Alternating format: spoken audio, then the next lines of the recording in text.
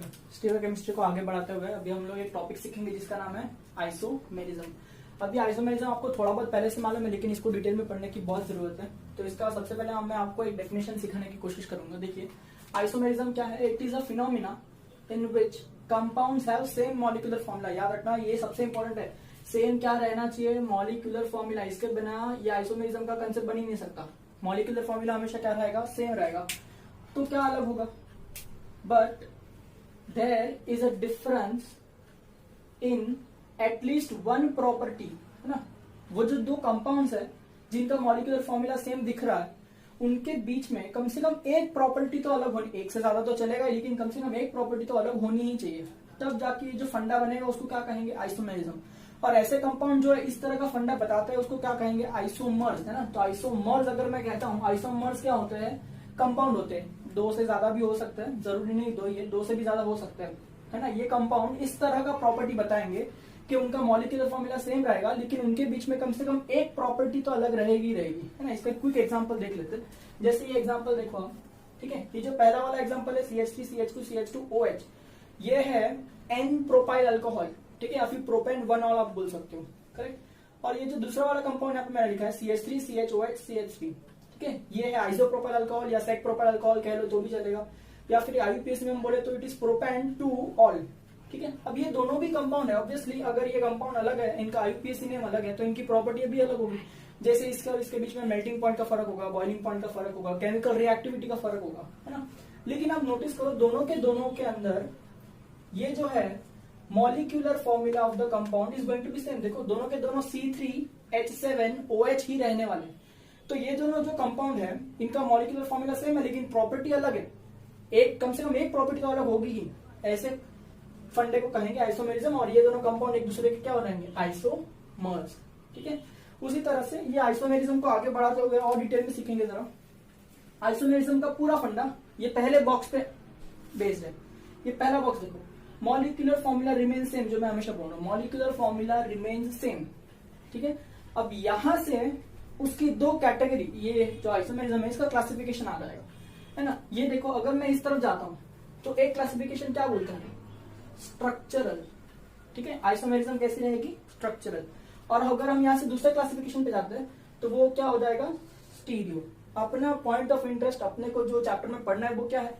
Stereo isomerism, ठीक है। तो इसको तो मैं बहुत ही डिटेल में पढ़ाने ही वाला हूं, लेकिन ये जो स्ट्रक्चरल आइसोमेरिज्म है ये 11th के स्टार्टिंग के इनिशियल लेक्चर्स में आपने पढ़ी है ऑलरेडी, ठीक है। जैसे कौन सी हो गई? Chain, position, functional, metamerism, tautomerism, ये सब ऑलरेडी आपको आती है। मैं एकदम फास्ट रिवीजन करूंगा, क्विकली एक एक एग्जांपल बता के आपको समझाते चले जाऊंगा, ठीक है। Meanwhile you should not worry about this second point जो मैंने अब तक कवर नहीं किया है ना, बॉन्ड कनेक्टिविटी, ठीक है। वो मैं आता हूं उस पर 2 मिनट में। यहाँ देखो जरा, will start with structural isomerism. फटाफट एग्जांपल देखेंगे और खत्म करेंगे। जैसे अगर मैंने कहा चेन आइसोमेरिज्म, है ना, स्ट्रक्चरल में मैंने कहा चेन, तो इसके अंदर क्या होता है? जो कार्बन का चेन होता है, ठीक है, उसका जो स्केलेटन है वो चेंज होते जाएगा लेकिन फिर भी मॉलिक्यूलर फॉर्मूला क्या रहेगा? सेम, ठीक है। जैसे अगर एन चेन है तो आइसो चेन हो जाएगी, आइसो चेन है तो नियो चेन हो जाएगी। इसका सबसे आसान से एक एग्जांपल मैं लेता हूं आपके सामने। 5 कार्बन, 1 2 3 4 5, ठीक है। इस तरह से मैंने 5 कार्बन वाला कोई कंपाउंड ले लिया, ठीक है। और यहाँ पे समझो मैंने कोई फंक्शनल ग्रुप लगा दिया, कोई भी फंक्शनल ग्रुप चलेगा, अभी के लिए ऐसे लग देता हूँ, जस्ट अ फंक्शनल ग्रुप आपको समझने के लिए। तो ये जो है वो एन चेन में है, correct, this is an chain. तो अगर मैं इसका मॉलिक्यूलर फॉर्मूला लिखने की कोशिश करूं तो ये क्या हो जाएगा? C5H कितने हो जाएंगे? 1 2 3 4, 4 2 8, और ये कितने हो गए? 3 9 10 11, H11 के साथ में एक फंक्शनल ग्रुप है कि नहीं? इस तरह से मॉलिक्यूलर फॉर्मूला बन जाएगा। अगर इस एन चेन को मैं दूसरी चेन में कन्वर्ट कर दूं, आइसो चेन में, तो ये क्या हो जाएगा? 4 कार्बन लाइन में आ जाएंगे, 1 कार्बन CH3 बन जाएगा। उसके बाद में आपको फंक्शनल लगाने की बहुत सारी पॉसिबिलिटी मिलेगी, लेकिन मैं पोजीशन नहीं बदलूंगा। याद रखना, ये सबसे बड़ा पॉइंट है, पोजीशन नहीं बदलनी है। कार्बन नंबर 1 पर है तो यहां से काउंट करूंगा ना, क्योंकि ब्रांचेस ऑब्वियसली यहाँ से, तो ये भी कार्बन नंबर 1 होगा, फंक्शनल ग्रुप यही रहेगा। Do not change the position of the functional group, तभी जाके वो आइसोमर कहलाएगा, करेक्ट। ऑब्वियसली ये H2 और ये क्या हो जाएगा? CH3। अब ये जो स्ट्रेट चेन था उससे ब्रांच चेन बन गया, है ना, तो ये हो जाएगा आइसो चेन। फिर भी मॉलिक्यूलर फॉर्मूला तो यही रहने वाला है। अब इसको और सिंपल कर सकता हूं, मैं नियो चेन में लेके आ सकता हूं। अभी क्या करूंगा? डबल ब्रांच कर दूंगा। जैसे इधर देखिए, अगर मैंने इसको इस तरह से कर दिया, करेक्ट, अभी भी आप चेक करो, मैंने फंक्शनल का पोजीशन चेंज नहीं किया, अभी भी यहां से नंबरिंग करूंगा तो कार्बन नंबर 1 ही आएगा, करेक्ट। इसका फंक्शनल ग्रुप मैंने चेंज किया, पोजीशन चेंज नहीं किया फंक्शनल ग्रुप का। This is on first carbon and this is again on first carbon atom. ठीक है, पोजीशन चेंज नहीं होगा, बस कार्बन का जो नेचर है एन चेन से आइसो में, आइसो से नियो में जा सकता है। ठीक है, तो ये तीनों के अंदर मॉलिक्यूलर फॉर्मूला सेम ही रह रहा है, लेकिन क्या बदल रहा है, चेन बदल रहा है। तो ये तीनों एक दूसरे के क्या हो गए, स्ट्रक्चरल आइसोमेरिज्म में चेन आइसोमर्स हो गए। क्लियर।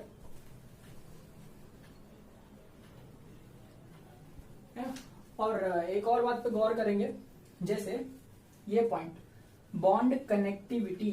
ठीक है, आप सभी एग्जांपल्स में देखो बॉन्ड की कनेक्टिविटी बदल रही है। क्या यहाँ पे उसी तरह से बॉन्ड फॉर्मेशन है जिस तरह से यहाँ पर है, देखो इसमें सारे बॉन्ड स्ट्रेट चेन में है, इसमें ब्रांच हो गया, तो क्या हर कार्बन उतने ही बॉन्ड से उसी की तरह से कनेक्टेड है एक दूसरे से? नहीं, इन दोनों के अंदर बॉन्ड का जो चेंजेस हो रहा है उसको कहेंगे बॉन्ड कनेक्टिविटी। जैसे इसके अंदर देखो ये कार्बन स्ट्रेट चेन में कनेक्टेड है, लेकिन ये कार्बन देखो इसको ब्रांच आ गया, लेकिन तो इसके अंदर जो कनेक्शन है which each other it is going to change. तो हमेशा आइसोमेरिज्म में जब भी आप स्ट्रक्चरल आइसोमेरिज्म पढ़ते हैं बॉन्ड की कनेक्टिविटी चेंज होती रहेगी। ठीक है, आइसोमेरिज्म में जब भी बॉन्ड की कनेक्टिविटी चेंज होती रहेगी, you are going to study structural because structure will change. ठीक है, याद रहेगा यहाँ तक? ऑलराइट, तो इसी तरह से हम लोग दूसरा एग्जांपल देखेंगे तुरंत। दूसरा एग्जांपल किसका आएगा अभी, पोजीशन आइसोमेरिज्म का। ठीक है, तो पोजीशन में देख लेंगे। पोजीशन में क्या होता है, जो स्केलेटन है वो सेम रहना चाहिए, सबसे इंपॉर्टेंट पॉइंट है। स्केलेटन यानी क्या होता है, chain, n chain, iso chain, neo chain. अगर चेन आपने सिलेक्ट करके रखी तो वो चेन को उधर नहीं बदलना है, तो क्या बदलना है, लोकंट। अब लोकंट क्या होता है, लोकेशन। लोकेशन क्या होता है, number of carbon on which functional group is attach. तो ये लोकेशन जो है वो बदलते रहेगा। इसका एग्जांपल देखो, यहाँ पे मैंने 3 एग्जांपल लिखे हैं। इधर देखो 6 कार्बन है, फंक्शनल ग्रुप जो है वो पहले कार्बन पे लगा है, let me right on first carbon atom. Correct, इसमें जो चेन है वो स्ट्रेट चेन है। ऑलराइट, सेकंड एग्जांपल देखो, इसमें भी चेन है, वो स्ट्रेट चेन ही है, लेकिन फंक्शनल ग्रुप सेकंड कार्बन पर लगा है, ये लोकेशन है ना उसका, लोकंट है। करेक्ट, और ये भी स्ट्रेट चेन ही है, 6 कार्बन ही है, लेकिन यहाँ पे थर्ड कार्बन पे लगा है। इसका मतलब क्या, जो स्केलेटन है कार्बन का स्ट्रेट चेन, वो स्ट्रेट चेन ही रहने वाला है, सिर्फ फंक्शनल ग्रुप का पोजीशन बदल रहा है, फंक्शनल ग्रुप भी नहीं बदलना चाहिए। ऑब्वियसली मैंने अगर फंक्शनल को अल्कोहल सिलेक्ट किया तो यहाँ पे भी अल्कोहल होगा, यहाँ पे भी अल्कोहल होगा, तभी तो मॉलिक्यूलर फॉर्मूला सेम जाएगा, है ना। तो इस तरह का जो भी आपको फंडा दिख रहा है ये क्या होगा, पोजीशन आइसोमेरिज्म। और ये तीनों एक दूसरे के क्या हो जाएंगे, पोजीशन आइसोमर्स। ठीक है, एक इंपॉर्टेंट पॉइंट, चेन के अंदर पोजीशन नहीं बदलनी चाहिए, पोजीशन के अंदर चेन नहीं बदलनी चाहिए, याद रहेंगे। चेन आइसोमेरिज्म जब करेंगे तब पोजीशन नहीं बदलना चाहिए, और पोजीशन आइसोमेरिज्म जब करेंगे तब चेन बदलना नहीं चाहिए। क्या मेरे को आप बता सकते हैं ये जो मैं अभी यहाँ पे लिखने वाला हूँ वो पोजीशन आइसोमेरिज्म है या चेन आइसोमेरिज्म है? ठीक है, तो अगर मैंने इस तरह से एक चेन को सिलेक्ट किया है, ठीक है, समझो मैंने आयोडीन एक फंक्शनल ग्रुप लिया है, ठीक है, ये मैंने कंपाउंड बनाया कोई तो ना, आप इसका यूपीएससी नेम बोल सकते हैं क्या, ये देखा 2 मिथाइल, आई मीन अल्फाबेटिकली जाएंगे तो 1 आयोडो 2 मिथाइल प्रोपेन, और अगर कॉमन नेम बोलेंगे तो क्या हो जाएगा, आइसो प्रोपाइल आयोडाइड, हाँ आइसो ब्यूटाइल आयोडाइड। करेक्ट, ये एक एग्जांपल देखेंगे। और अगर मैंने इसके जैसा एक एग्जांपल लिखने की कोशिश की, कुछ इस तरह से मैंने बनाया और आयोडीन को यहां पर प्लेस कर दिया, ठीक है, तो अब ये जो दोनों एग्जांपल है, करेक्ट, इसके अंदर क्या बदल रहा है, इसमें पोजीशन बदल रहा है या चेन बदल रहा है? अगर आप ध्यान से चेक करेंगे तो ये जो कार्बन का चेन है, ब्रांच है, उसी तरह से है, सिर्फ पोजीशन बदल रहा है। अगर मैं यहाँ से नंबरिंग करूँ तो यहाँ नंबर 1 पे आयोडीन है और यहाँ पे नंबर 2 पर आयोडीन है, तो ये दोनों एक दूसरे के क्या हो जाएंगे, पोजीशन आइसोमर्स। करेक्ट, लेकिन एनीवे आप चेक करेंगे तो दोनों का मॉलिक्यूलर फॉर्मूला सेम ही मिलेगा, क्योंकि वही तो फंड है, आइसोमेरिज्म के अंदर मॉलिक्यूलर फॉर्मूला तो सेम ही रहना चाहिए। ठीक है, इसी तरह से अभी हम लोग नेक्स्ट एग्जांपल किसका देखेंगे, फंक्शनल आइसोमेरिज्म। ठीक है, तो फंक्शनल आइसोमेरिज्म के अंदर क्या होता है देखना, इसमें क्या होता है, फंक्शनल ग्रुप चेंज होता है। ठीक है, फंक्शनल ग्रुप ही बदल जाएगा। देखो इन दोनों में फंक्शनल ग्रुप तो नहीं बदल रहा था, लेकिन फंक्शनल आइसोमेरिज्म नाम रखा है तो फंक्शनल ग्रुप भी बदल जाएगा। पर ये सभी टाइप के फंक्शनल ग्रुप में नहीं होते, कुछ स्पेसिफिक एग्जांपल्स है, जैसे अल्कोहल ईथर के अंदर होता है, इसको समझेंगे। जैसे अल्कोहल क्या होता है, ROH, एंड ईथर क्या होता है, ROR। ठीक है, तो इसका एग्जांपल लेके देखते हैं। मैंने इथाइल अल्कोहल लिया CH3 CH2OH, और मैंने डाई मिथाइल ईथर या फिर मीथॉक्सी मीथेन लिया CH3O CH3। अगर आप चेक करेंगे तो ये अल्कोहल फंक्शनल ग्रुप है, ये ईथर फंक्शनल ग्रुप है, फंक्शनल ग्रुप अलग है, लेकिन फिर भी दोनों का मॉलिक्यूलर फॉर्मूला क्या है, C2H6O। तो मॉलिक्यूलर फॉर्मूला सेम है तो आइसोमेरिज्म का फंडा आएगा। ठीक है, और फंक्शनल ग्रुप बदल रहा है तो फंक्शनल आइसोमेरिज्म आएगा। तो इन ऑल मिला के ये पूरा आइसोमेरिज्म स्ट्रक्चरल आइसोमेरिज्म की तरफ जाएगा। करेक्ट, ऑलराइट, तो सेम इसका जो दूसरा एग्जांपल है वो है एसिड एंड एस्टर। इसमें भी ऐसा होता है, देखिए ये एसिड है RCOOH और ये एस्टर है RCOOR। इसका एग्जांपल लेके देखेंगे CH3CH2COOH, प्रोपियोनिक एसिड लिया, ठीक है, और इसका एग्जांपल CH3COOCH3, मिथाइल एसीटेट, ठीक है। तो इसके अंदर भी मैंने क्या ऑब्जर्व किया कि दोनों फंक्शनल ग्रुप अलग है। देखो इसमें एसिड फंक्शनल ग्रुप है, इसमें एस्टर फंक्शनल ग्रुप है, लेकिन दोनों का मॉलिक्यूलर फॉर्मूला क्या है, C3H6O2 है ना। मॉलिक्यूलर फॉर्मूला सेम है लेकिन फंक्शनल ग्रुप अलग है, तो इसलिए ये फंक्शनल आइसोमेरिज्म में आता है। तीसरा एग्जांपल क्या है इसका, अल्डिहाइड्स एंड कीटोन। अल्डिहाइड क्या है, RCHO अल्डिहाइड है ना, और RC डबल बॉन्ड O क्या है, कीटोन। तो मैंने इसका एग्जांपल लिया CH3CH2CHO जो है प्रोपेनॉल, ठीक है, और ये CH3C डबल बॉन्ड O, यहाँ पे जगह नहीं इसके लिए O साथ में लिख दिया, और CH3 एसीटोन। दोनों केमिकल अलग है, ऑब्वियसली प्रॉपर्टी अलग होगी है ना, फंक्शनल ग्रुप अलग है, लेकिन फिर भी मॉलिक्यूलर फॉर्मूला क्या है, C3H6O। अगर मॉलिक्यूलर फॉर्मूला सेम है लेकिन फंक्शनल ग्रुप अलग है तो फिर से किसमें आ जाएगा, फंक्शनल आइसोमेरिज्म। और एक और है जो मैं ज्यादा डिटेल में एक्सप्लेन नहीं करूंगा, वो है अमाइंस, ठीक है। अभी अमाइंस का फंडा हम लोग ने 11th में सीखा था कि RNH2, RNHR और RNRR, ठीक है। 1 degree amine, 2 degree amine, 3 degree amine हम लोग ने 11th में स्टडी किया था। ये भी फंक्शनल आइसोमेरिज्म बताता है, लेकिन मैं इसको अभी डिटेल में एक्सप्लेन नहीं करूंगा क्योंकि अमाइंस का पूरा एक चैप्टर है 12th में, उसमें एक्सप्लेन करूंगा ध्यान से, ठीक है। और अभी के लिए आपको याद रखना है, इसमें जो 1 डिग्री, 2 डिग्री, 3 डिग्री लिखा है ये कार्बन से रिलेटेड नहीं होता है, इनका नॉमेनक्लेचर अलग होता है। जैसे कार्बन में अगर मैंने 1 डिग्री बोला तो ऐसा कार्बन जो सभी हाइड्रोजन से कनेक्टेड है या फिर एक ही कार्बन से कनेक्टेड है तो क्या हो जाएगा, 1 डिग्री। अगर कोई कार्बन 2 कार्बन से कनेक्टेड है तो क्या हो जाएगा, 2 डिग्री। अगर कोई कार्बन 3 कार्बन से कनेक्टेड है तो 3 डिग्री। अगर कोई कार्बन 4 कार्बन से कनेक्टेड है तो क्वाटरनरी 4 डिग्री, ठीक है। लेकिन अमाइंस में ऐसा होता नहीं है। अमाइंस में 1 डिग्री, 2 डिग्री और 3 डिग्री पूरी तरह से नाइट्रोजन पे डिपेंड करता है। अगर NH2 दिखाई पड़ रहा है तो 1 डिग्री, NH दिखाई पड़ रहा है तो 2 डिग्री, और सिर्फ N अकेला दिखाई पड़ रहा है तो 3 डिग्री, ठीक है। तो इसका नॉमेनक्लेचर समझाया है मैंने अभी तक। आइसोमेरिज्म में आपको 12th में सिखाऊंगा, क्लियर। तो यहाँ तक आपने फंक्शनल आइसोमेरिज्म को ध्यान से समझ लिया होगा। तो अभी अगली वाली जो है वो हो जाएगी मेटामेरिज्म, ठीक है। मेटामेरिज्म क्या बोलता है कि जो अल्काइल ग्रुप है across the functional group will change. Functional group के इर्द गिर्द वाले जो अल्काइल ग्रुप है वो बदलते जाएंगे, लेकिन फिर भी मॉलिक्यूलर फॉर्मूला क्या रहेगा, सेम। तो इस टाइप के आइसोमेरिज्म को कहेंगे मेटामेरिज्म। इसका एग्जांपल बहुत सारा है लेकिन 2 पे अप्लाई करके सीख लेंगे फटाफट से कि ईथर है और कीटोन है। ईथर पे देख लेते हैं। जैसे यहाँ पे देखेंगे ये ईथर फंक्शनल ग्रुप मैंने कोई कंपाउंड कंसिडर करा है, ठीक है। This is methoxy propane IUPAC में। नॉमेनक्लेचर पे अभी नहीं जाएंगे, अभी के लिए आप सिर्फ ये अंडरस्टैंड कर ले, ठीक है। तो यहाँ पे जो फंक्शनल ग्रुप है ईथर, इसके एक साइड मिथाइल ग्रुप है ना, और ये साइड जो है वो प्रोपाइल ग्रुप है, करेक्ट। और ये दूसरा एग्जांपल मैंने कंसीडर करा है, ये फंक्शनल ग्रुप है ईथर, इसके ये साइड इथाइल ग्रुप है और इसके ये साइड भी क्या है, इथाइल ग्रुप है। पर दोनों के दोनों जो है उसका मॉलिक्यूलर फॉर्मूला C4H10OE है, मतलब मॉलिक्यूलर फॉर्मूला सेम है, पर 2 कंपाउंड के अंदर फंक्शनल ग्रुप के इर्द गिर्द वाले ग्रुप अलग है। इधर मिथाइल प्रोपाइल है और इसमें दोनों साइड इथाइल है। तो ऐसे टाइप के जो कंपाउंड है जिसमें इर्द गिर्द के ग्रुप अलग हो जाते हैं, किसके अक्रॉस, फंक्शनल ग्रुप के अक्रॉस, तो ये जो प्रॉपर्टी निकलेगी उसे कहेंगे मेटामेरिज्म। और ये जो दोनों कंपाउंड एक दूसरे के उसको कहेंगे मेटामर्स। सेम आप इस तरह से कीटोन में भी कर सकते हैं ना। ये देखिए कीटोन का फंक्शनल ग्रुप है, अगर मैं इसका कंसिडर करूँ तो ये मिथाइल ग्रुप है और इस साइड कौन सा ग्रुप हो जाएगा, प्रोपाइल। अब मैं दूसरा एग्जांपल कंसिडर करता हूँ, ये कीटोन का ग्रुप है, इधर इथाइल है और इधर भी इथाइल है, पर दोनों भी कंपाउंड का मॉलिक्यूलर फॉर्मूला C5H10OE है। इसका मतलब मॉलिक्यूलर फॉर्मूला सेम है और फंक्शनल ग्रुप भी सेम है और उनके इर्द गिर्द वाले ग्रुप अलग है ना। तो इसे कहेंगे मेटामेरिज्म। अब सर हमको पता कैसे चलेगा कि कौन सा फंक्शनल ग्रुप मेटामेरिज्म बताएगा। मेटामेरिज्म वो फंक्शनल ग्रुप बताते हैं जो फंक्शनल ग्रुप होते हैं नॉन टर्मिनल। कौन से वाले, नॉन टर्मिनल। जैसे अल्कोहल है वो हमेशा कार्बन चेन के बीच में आएगा, वो एंड में नहीं आता। सॉरी, ये ईथर ग्रुप जो है वो हमेशा कार्बन चेन के बीच में आता है, एंड में नहीं आता है। सपोज अगर ये कार्बन चेन है और इसके एंड पे मैंने O लगा दिया तो मुझे यहाँ पे खत्म करने के लिए H लगाना पड़ेगा, तो ये टर्मिनल हो जाएगा। तो टर्मिनल वाले पे मेटामेरिज्म कभी आ सकता नहीं है। It is always on non terminal functional groups. Ketone भी एक टाइप का नॉन टर्मिनल फंक्शनल ग्रुप है, क्लियर। इसके अंदर ऑब्वियसली आप नोटिस कर सकते हैं बॉन्ड कनेक्टिविटी बदल रही है ना, इन दोनों के अंदर आप देखेंगे तो ऑब्वियसली अलग अलग ग्रुप अटैच है ना। तो जो बॉन्ड की कनेक्टिविटी है फंक्शनल ग्रुप से या एक दूसरे से, वो चेंज होती चली जाएगी, ठीक है। इसी तरह से अभी हम लोग क्या सीख लेंगे फटाक से, टॉटोमेरिज्म। मैं इसलिए इतना फटाफट कवर कर रहा हूँ क्योंकि ये ऑलरेडी हम लोग ने पढ़ा है, इसमें ज्यादा अपने को टाइम वेस्ट नहीं करना है। अपना मेन एम है टू स्टडी स्टीरियो आइसोमेरिज्म, ठीक है। पर ये क्या है, ब्रश अप करा देता हूँ फटाफट तो आगे दिक्कत नहीं आएगी, ठीक है। Let us study about tautomerism.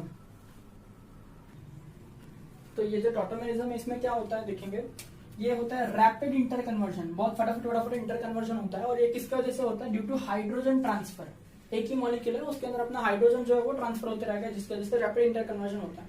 इसका एग्जांपल देखेंगे फटाक से।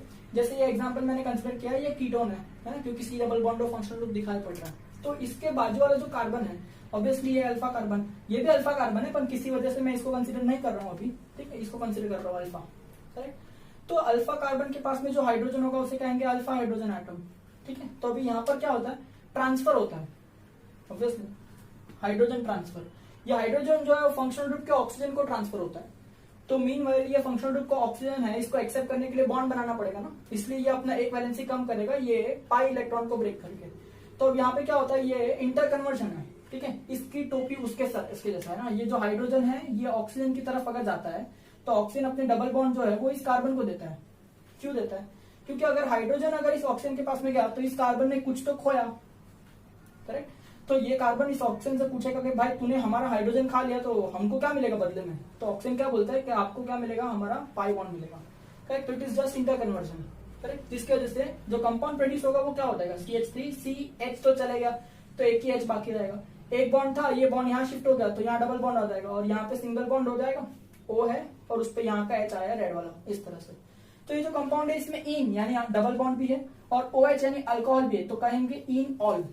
तो ये जो कीटो है, कीटोन ग्रुप, ये इन ऑल में कन्वर्ट हो गया, इसलिए इसे कहेंगे कीटो इनॉल टॉटोमेरिज्म। अब यहाँ पे भी ऐसे ही हो सकता है, ये जो हाइड्रोजन है ये जो है फटाक से इस कार्बन की तरफ आएगा तो ये जो डबल बॉन्ड है वो इस ऑक्सीजन के पास जाएगा तो फिर से इसमें कन्वर्ट हो जाएगा, तो एक दूसरे में कन्वर्ट होते रहता है रैपिडली। ये आ जाएगा किसका फंडा है? टॉटोमेरिज्म। अभी इसमें आप चेक करें तो मॉलिक्यूलर फॉर्मूला तो सेम ही रहेगा, ठीक है, लेकिन अलग क्या हो जाएगा? अलग होगा bond connectivity, correct. Bond connectivity, जैसे ये हाइड्रोजन पहले कार्बन से कनेक्टेड था, अब वो ऑक्सीजन से कनेक्टेड है। इधर से इधर देखेंगे तो पहले ऑक्सीजन से कनेक्टेड था, अब वो कार्बन से कनेक्टेड है। तो बॉन्ड कनेक्टिविटी चेंज हो रही है ना। अगर बॉन्ड कनेक्टिविटी चेंज हो रही है तो किसमें आ जाएगा? Structural isomerism. सारे के सारे स्ट्रक्चरल आइसोमेरिज्म में बॉन्ड कनेक्टिविटी चेंज होती है, यही सबसे बड़ा फंडा है। इसका एक और एग्जांपल देख सकते हैं हम लोग। जैसे ये फंक्शनल ग्रुप देखो, पहचानो कौन है, ठीक है, CH3, CH2, NO2। NO2 में O ऑलरेडी नेगेटिव, ये N ऑलरेडी पॉजिटिव, ऐसा होता है पहले से। इसमें भी देखो ये फंक्शनल ग्रुप है तो ये अल्फा कार्बन है और अल्फा कार्बन का हाइड्रोजन कौन होता है? Alpha hydrogen. इसका ट्रांसफर कैसे करेंगे? अगर ये ऑक्सीजन के पास जाता है तो ऑक्सीजन इन रिटर्न क्या देता है? यहाँ पे डबल बॉन्ड, करेक्ट। तो आफ्टर दैट ट्रांसफर यहाँ पे CH था, CH है, ये चले गया O के पास, ये आ गया O के पास, इधर क्या आ जाएगा? Double bond, correct. मीनवाइल ये चार्जेस में कोई चेंज आने वाला नहीं है क्योंकि वो एज इट इज है। अब यहाँ पे भी आप ट्रांसफर कर सकते हैं। ये जो हाइड्रोजन है इसको अल्फा कार्बन पे अगर शिफ्ट करेंगे तो डबल बॉन्ड फिर से यहाँ आ जाएगा, तो this compound will get converted into this again, correct. तो रैपिड इंटर कन्वर्जन किसकी वजह से हो रहा है? हाइड्रोजन ट्रांसफर की वजह से हो रहा है ना। इसको हम क्या कहेंगे? टॉटोमेरिज्म, ठीक है। Again bond connectivity is changing. तो पूरा आइसोमेरिज्म सिखाने का फंडा यही था कि आपको याद रहे मॉलिक्यूलर फॉर्मूला सेम रहना चाहिए। और दूसरा सबसे बड़ा पॉइंट, बॉन्ड कनेक्टिविटी। अगर बॉन्ड कनेक्टिविटी बदल रही है तो स्ट्रक्चरल आइसोमेरिज्म है। इसका मतलब अब जो मेन पार्ट हम सीखने वाले, सर अगर बॉन्ड कनेक्टिविटी चेंज नहीं हो रही है तो क्या होगा?